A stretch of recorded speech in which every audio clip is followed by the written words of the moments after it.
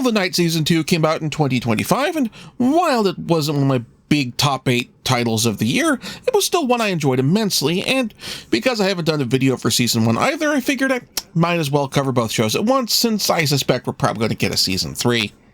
Call of the Night follows a junior high student by the name of Ko Yamori.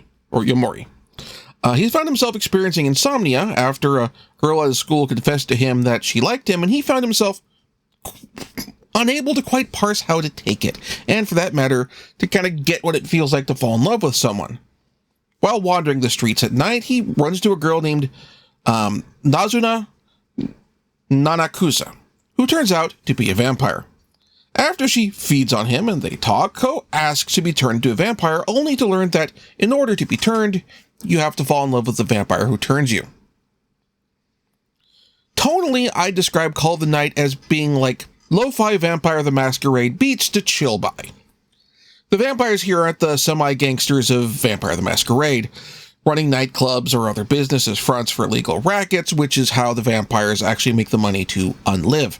No, these vampires work at night, some do sex work, but others work in maid cafes or teach night school or are just neats, as in not involved in employment, education, training. They hang out. They can eat and drink without having to expend blood points to be able to do that. They can even, as we learn in the second season, have children. They just can't go out in the daytime. But where's the Vampire the Masquerade part? Where's the humanity loss and the personal horror of that? Well, you see, the big weakness of vampires here is aspects of their human past. Their past can hurt them physically and mentally, literally. Over the years, they can lose track of it and even completely forget it, but for when it comes back into their lives, it can be used to kill them. What brings the horror of the World of Darkness loss of humanity is that because the past can kill vampires, or even just cause physical pain with it being nearby, that can cause them to lash out at the elements of their past, and including the humans that were in their past. This also ties into one of the human supporting characters, Anko Uguzu. I'm probably mispronouncing that. Who is a private investigator who was introduced in the first season and has a history with Nazuna. She's also a vampire hunter. So when she learns that Ko wants to become a vampire, she's there to try and dissuade him by bringing to his attention and to the forefront the more horrific aspects of vampire life. Now, it's important to mention the vibes and the animation of the vibes of this show is exquisite. Leiden Films does a tremendous job of making the night feel vivid and alive through the color palette, the way that the lighting in the city is depicted from the street lights. The night of Tokyo that we see here isn't dark and scary. It's vibrant, colorful, and alive. It conveys why Ko would feel like going out at night, feel safe going out at night, and why someone would choose that this is the world they want to spend their time living in rather than during the daytime with all the other people.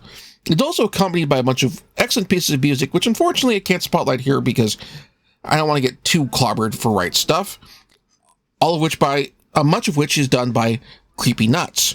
In fact, season 1 of the show introduced me to the group well before they hit the spotlight with season 2 of Mashal and Dandadan.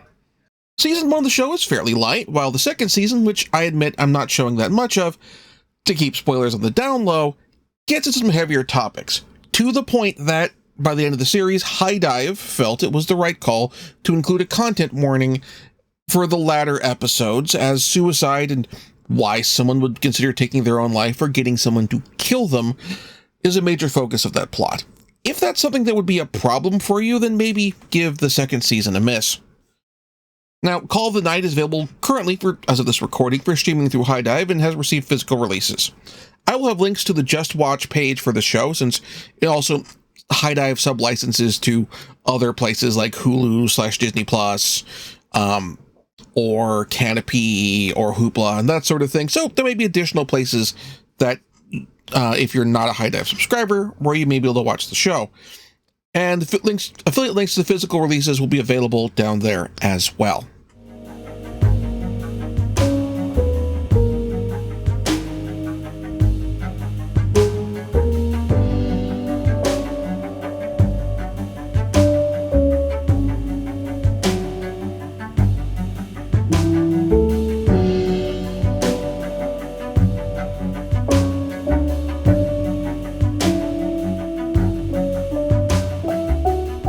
Thank you very much for watching. If you enjoyed the show, please like and subscribe, and also consider backing my Patreon. Patreon backers get episodes up to 1 week early of this show and any future Let's Plays.